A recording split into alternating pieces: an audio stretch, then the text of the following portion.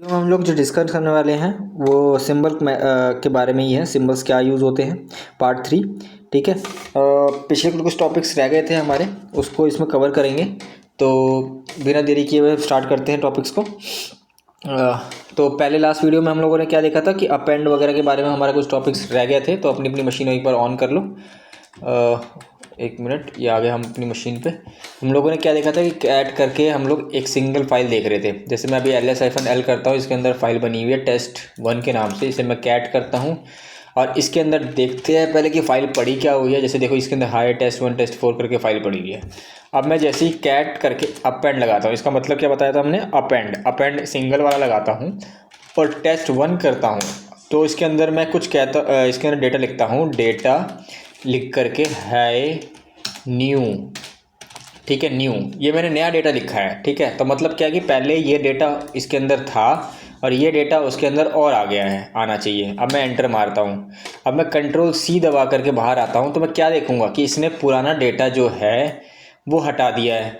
क्यों हटा दिया है? अब देखो कैट test1 लिखता हूँ, तो अब देखो क्या लेके आया है, ये नया डेटा लेके आया है। पुराना डेटा क्या कर दिया, हटा दिया है। तो इसका मतलब क्या है कि जब मैं सिंगल अपेंड लगाऊंगा तो हमेशा याद रखना, जब सिंगल अपेंड लगता है तो हमेशा वो एक नया डेटा ही रिकॉल करता है, मतलब उसमें नया डेटा ही स्टोर करता है। पुराना डेटा क्या करेगा, वो ऑटोमेटिकली उसमें हटा देगा और नए डेटा के साथ शुरू करेगा फाइल को। अब अगर कोई कहता है कि भाई पुराना डेटा इंपॉर्टेंट है, वो हटना नहीं चाहिए, एक नया डेटा की एंट्री हो जाए, तो हम लोग क्या करेंगे, कैट लगा कर डबल अपेंड लगाएंगे। डबल अपेंड क्या करेगा कि पुराना डेटा भी रहे और एक नया डेटा उसमें ऐड हो जाए। जैसे मैं अभी तक डेटा क्या दिख रहा है, इसके अंदर डेटा हाई और न्यू दिख रहा है।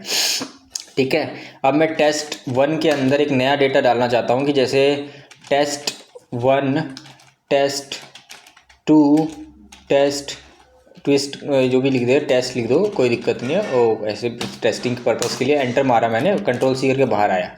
अब देखो कि टेस्ट के अंदर मैं कैट कर रहा हूँ test1 को। अब देखो क्या डेटा आ रहा है, पहले पुराना डेटा तो आ ही रहा है, प्लस नया डेटा जो अभी हमने एंट्री करी है वो भी आ गया इसके अंदर सेव होने के लिए। ठीक है, तो मतलब क्या है कि डबल अपेंड हमारा पुराना डेटा भी रखता है और नया डेटा साथ में सेव कराता है। और सिंगल अपेंड का क्या मतलब है कि पुराना डेटा हटा देगा और नया डेटा उसके अंदर ऐड कर देगा।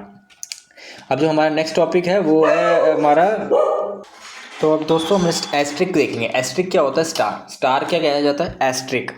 लिनक्स के अंदर हम इसे एस्ट्रिक कहते हैं, वैसे तो नॉर्मल कीबोर्ड की भाषा में भी इसे एस्ट्रिक कहा जाता है, हम इसे एस्ट्रिक कहेंगे। ठीक है, अब एस्ट्रिक यूज़ कहाँ होता है, ऑल के लिए। ऑल मतलब क्या ये डिनोट कर रहा है हमारे को, एस्ट्रिक।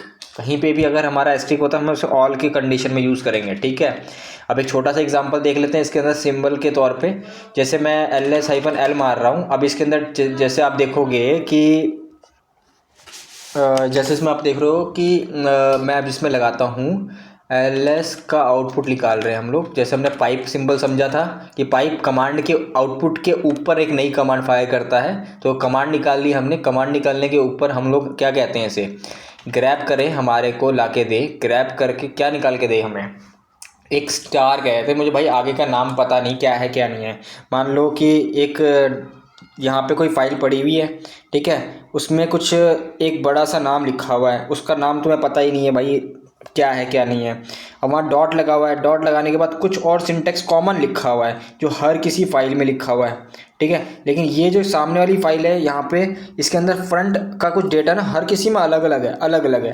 तो उसके लिए क्या होगा, अब उसके लिए हम लोग हर किसी में अलग अलग नाम तो डालेंगे नहीं, हम लोग क्या करेंगे कि -i लगा करके, इग्नोर केस लगा के हम लोग स्टार लगा देंगे। क्या लगा देंगे हम लोग, स्टार। एक मिनट, हम लोग स्टार लगा देंगे। स्टार लगा के अब मैं क्या, उसके बाद मैं कुछ कीवर्ड दूंगा। कीवर्ड में क्या दूं, कीवर्ड जैसे मैं st को कन्वर्ट करता हूँ, st, जहाँ जहाँ st है उसके आगे जो चीज़ लिखी है उसका आउटपुट दे दे और बाकी सब मुझे हटा के दे दे।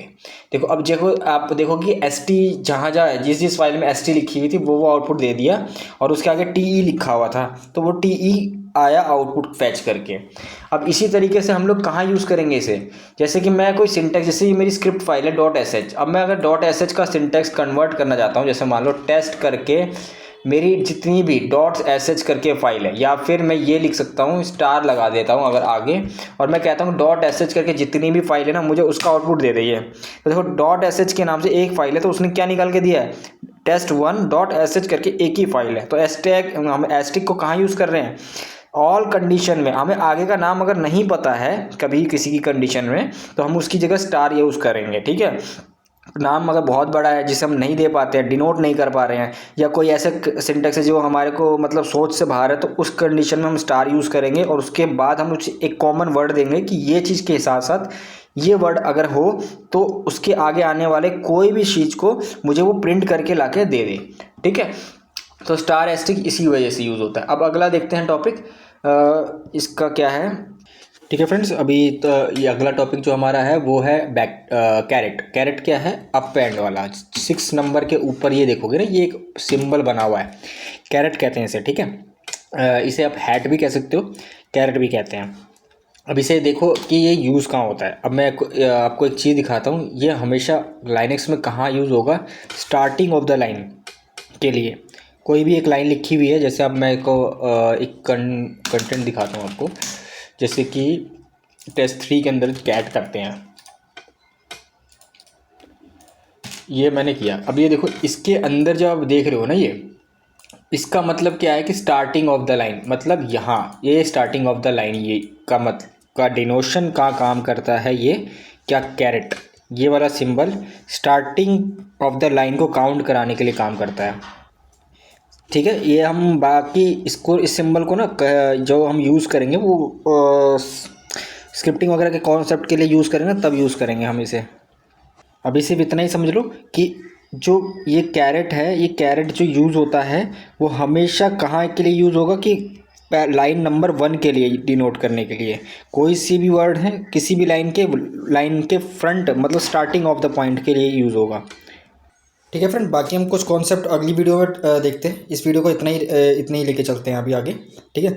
अभी अगले में कुछ टॉपिक्स जो हैं रह गए हैं, वो ब्रैकेट वगैरह हैं, उनका एक बंच डेटा एक साथ लेकर के चलेंगे, क्योंकि नहीं तो मिक्स हो जाएगा।